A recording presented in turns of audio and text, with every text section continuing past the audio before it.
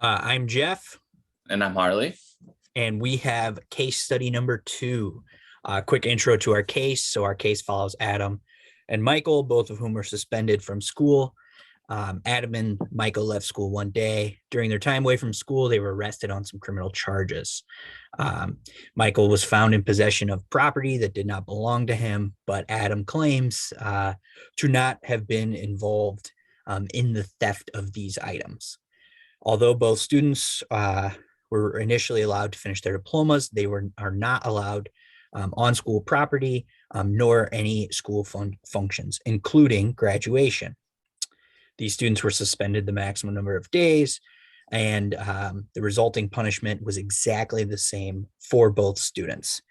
Adam's mother called into integrity the student handbook and felt that Adam was treated unfairly based on race, grades, and coursework.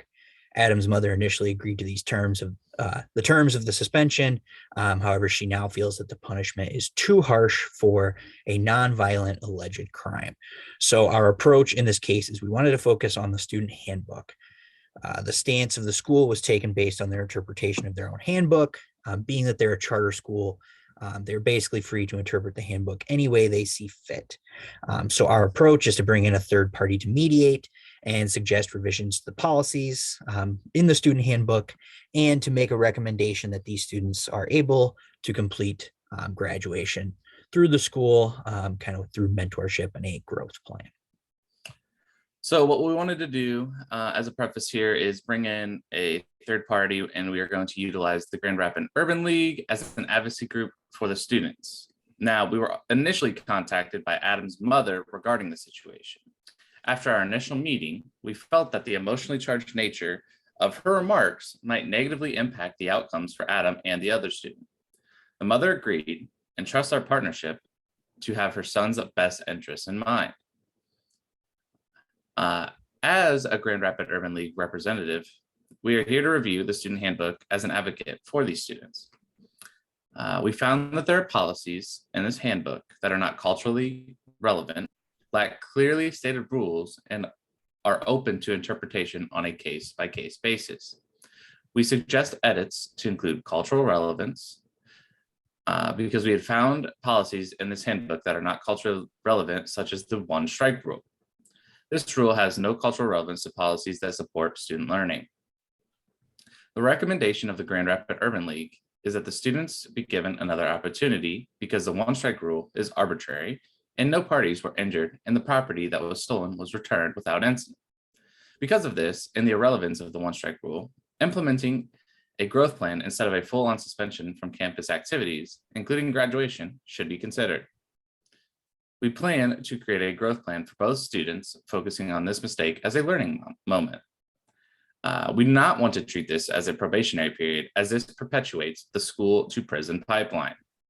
We recommend further consultation with an outside group to continually develop a culturally relevant handbook and policies. So, a little preface here. I am acting as the principal of the charter school, and my background comes from working in high achieving institutions. So, being a high achieving charter school, we typically have a low level of tolerance for student misconduct. In this case, we did cite our one strike policy for potential criminal activity. And in this, we were quick to make our decisions on the student's misconduct.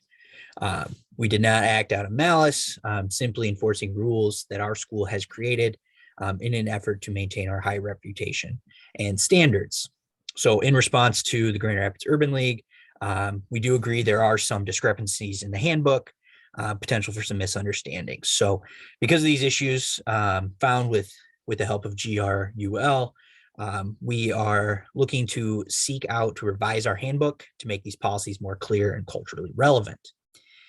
In an effort to support this cultural relevance, we want to include inclusivity of all students when creating these policies. So in the future, we don't have situations like this occurring. Given these recommendations to the GRUL, we are going to allow these students to return to school under the conditions that they complete their individualized growth plans and continue their mentor-mentee relationships with the Grand Rapids Urban League. We are also going to seek out another potential education consulting group to help us streamline this handbook and our policies, like I said, to avoid these situations in the future. So for this, we viewed this as the best case scenario for both the students and the school. Both parties are taking ownership here, where the school admits some fault with the policies and the students have a consequence for their actions, but are allowed to grow with the use of a specialized growth plan from the Grand Rapids Urban League. We also think that community development is important, and this approach shows the students and the school as a cohesive or joint community instead of going head to head against one another.